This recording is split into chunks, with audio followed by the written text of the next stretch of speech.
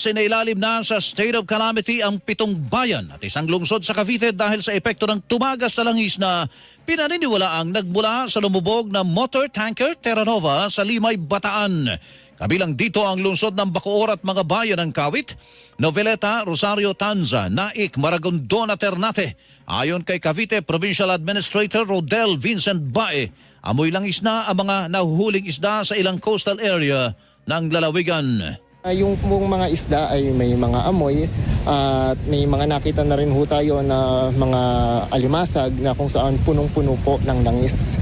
Yung mga isda po na nahuhuli ng ating mga mangingisda ay hindi rin po halos nabibili sa mga palengke. Ang tinig ni Cavite Provincial Administrator Rodel Vincent Bae. Sa dalampasigan ng Hulugan, Tres sa Tanza at sa bayan ng Ternate, umabot na rin ang langis. As observed po namin, may mga